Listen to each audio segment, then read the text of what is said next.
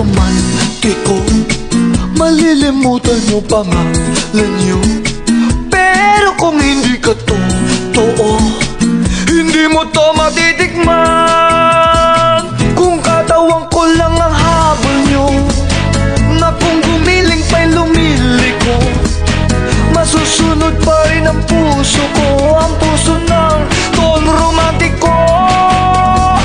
Kung katawan ko lang ang habol niyo, na kung gumiling pa'y lumiliko, masusunod pa rin ang puso ko, ang puso ng Don Romantiko. Yeah, yeah, yeah.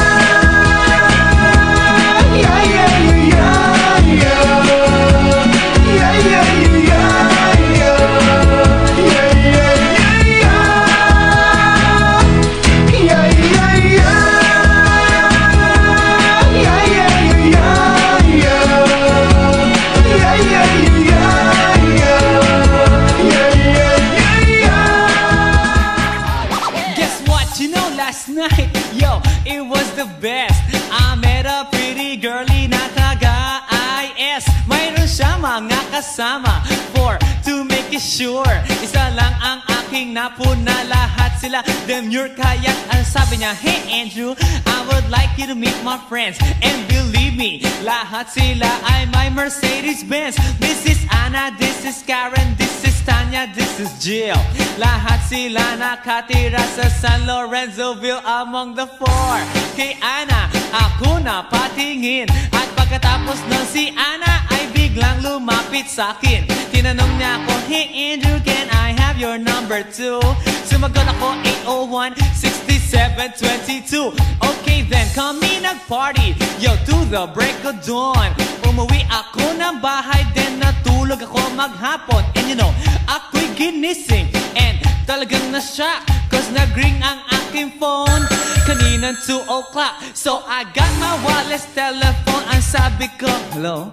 Sumagot siya, hey Andrew, can I ask you, can you go? Ang sabi ko, Anna, go where? Ang sabi niya, come over here. Andrew, let's eat some pizza, and Andrew, let's drink some beer. So after 20 minutes, I was knocking at her door. Nakita ko si Anna, she was lying on the floor. Ako'y kanyang tinawag, and you know, alam niyo ba? Ang sabi niya sa akin, Andrew, Andrew, are you ready na?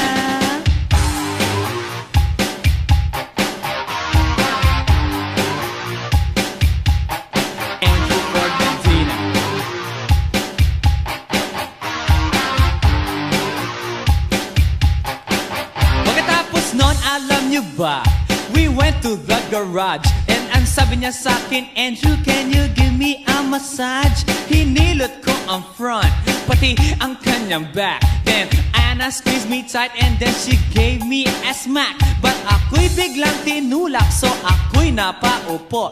At ang sabi niya sa akin, Andrew, wag na wag kang tatayo. Lumayo siya sa akin, kaya't ako'y kinabahan. At pagkatapos nun siya ay sumayaw sa harapan.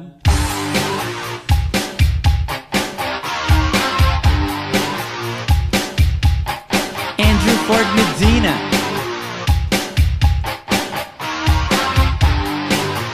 Hey yo DJ, let me hear some scratch.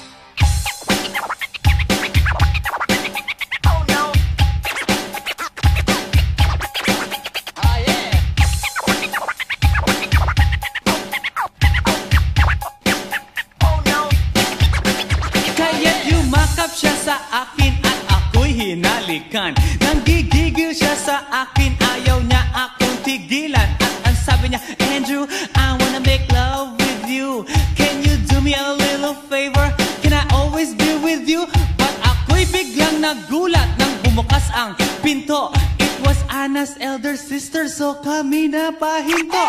There was nothing we could do, it was a pain in the nasabihin ng kanyang ate, Anna, Anna, can I join?